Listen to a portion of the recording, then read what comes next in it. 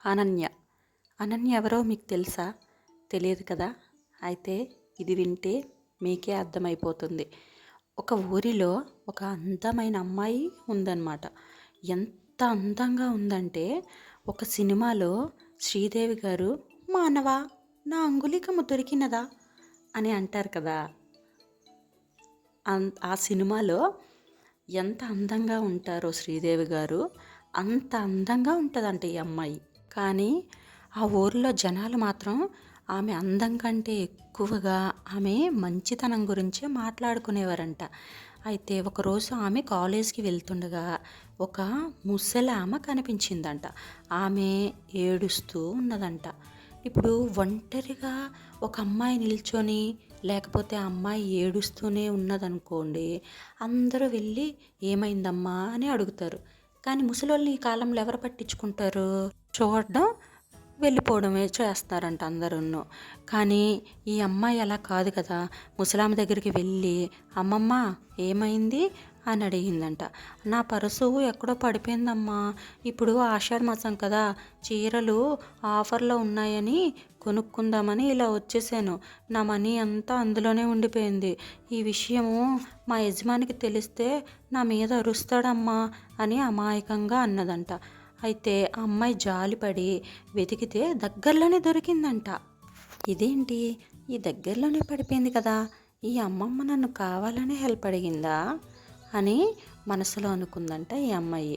కానీ పోనీలే మనకెందుకులే, నేనైతే హెల్ప్ చేశాను కదా ఈరోజు అని కాలేజ్కి బస్సు ఎక్కి వెళ్ళిపోయిందంట.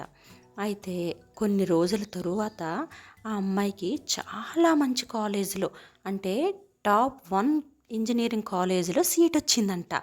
అది చూసి ఆమె చాలా సంతోషించడం మానేసి షాక్ అయిందంట.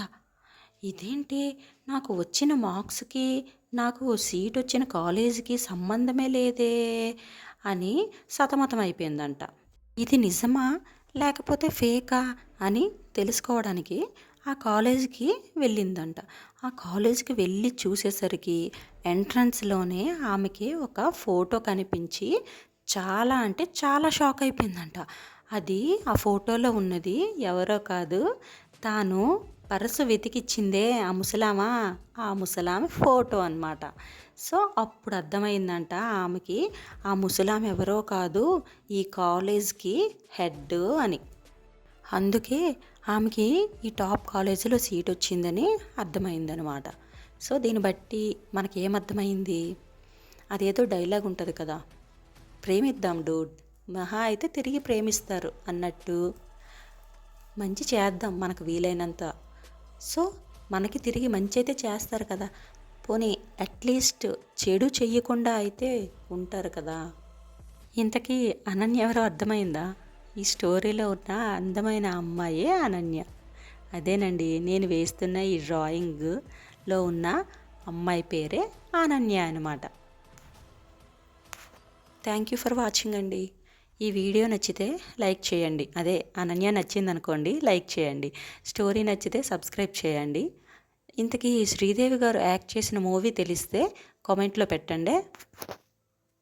Thank you for watching.